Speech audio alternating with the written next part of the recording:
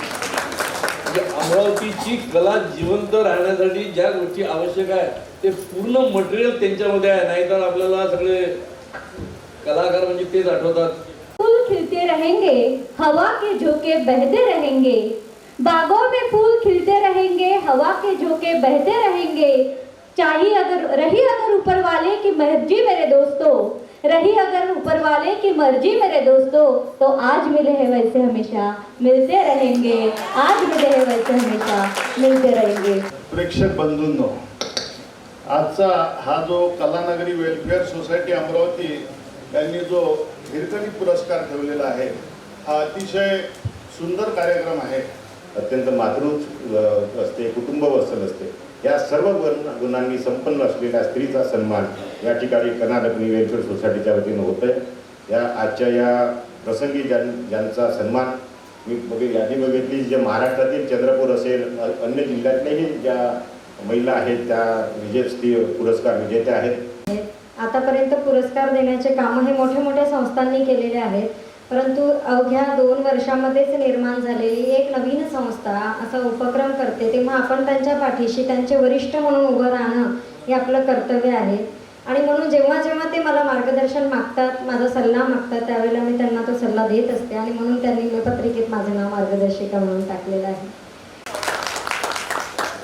आपण बघतो की अंबानगरी, खरोखर अंबानगरीत म्हणजे शिक्षण आहे, कला आहे, खेळ आहे, म्हणजे सगळे खेळाडू पण बनतात, कलाकार पण बनतात. आणि शिक्षण क्षेत्रामध्ये विविध क्षेत्रामध्ये या अमरावतीमधलेच मोठे मोठे म्हणजे व्यक्ती या ठिकाणी होऊन गेले आणि होत आहे. त्यानंतर आजच्या क्षणापर्यंत मी सागरला त्याबद्दल धन्यवाद पण म्हटलेलं नाही, कारण की मला खरंच भरोसा नव्हता की या पोरांनी काही म्हणजे काही बऱ्यापैकी करते ही बाई म्हणून पुरस्कार दिला, की चला बाबा आता काहीतरी करायला लागते लॉकडाऊनमध्ये म्हणून दिला. म्हणून मग मी त्याला आज धन्यवाद म्हणते. पण तेव्हा मला माहिती नाही काय स्वरूप होतं, पण आज तो पुरस्कार इतक्या 34 मैत्रिणींपर्यंत पोहोचतोय याचं खरोखर कौतुक वाटतं.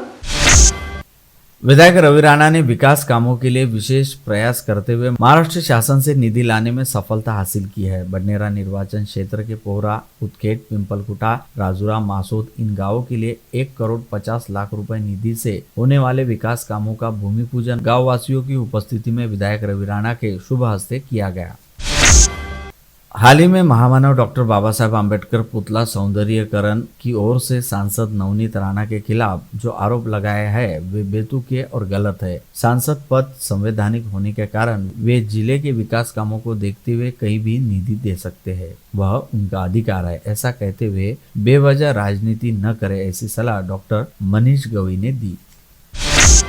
संत गाडगेबाबा अमरावती विद्यापीठ शिक्षकेतर कर्मचारी संघ का चुनाव व मतगणना कर 15 जनवरी को चुनाव के परिणाम घोषित किए जाएंगे. 31 दिसंबर को मतदाता सूची जारी की गई. इस पर आक्षेप व अंतिम सूचना जारी कर नामांकन आवेदन की बिक्री 4 जनवरी तक की जाएगी. 6 जनवरी की दोपहर तक नामांकन वापस ले सकते हैं. दोपहर 1 बजे तक मतदान किए जाएंगे. दोपहर 2 बजे से मतगणना होगी, ऐसी जानकारी चुनाव अधिकारी ऋतुजा देशमुख ने दी है.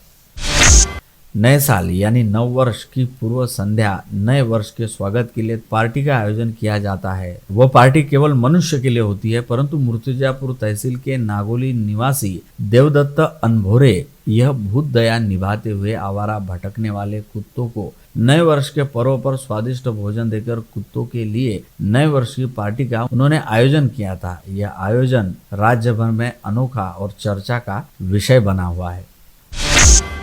घूमने के लिए निकले 3 युवा बिहाली के पास माता माय डोह में कल 31 दिसंबर की दोपहर तैरने के लिए नीचे उतरे, परंतु पानी की गहराई का अनुमान न होने के कारण 2 दोस्त डूबने लगे. उन्हें बचाने के चक्कर में तीसरे दोस्त ने छलांग लगाई, परंतु उसे सफलता नहीं मिली. वह जैसे तैसे बाहर निकलकर लोगों को सहायता के लिए पुकारने लगे, परंतु इस बीच कृष्णा कोठेकर व मोहित घोरे नामक दोनों मौसेरे भाइयों की डूबकर मौत हो गई. तीसरे साथी जीतू गोरे ने इस बारे में पुलिस को जानकारी दी.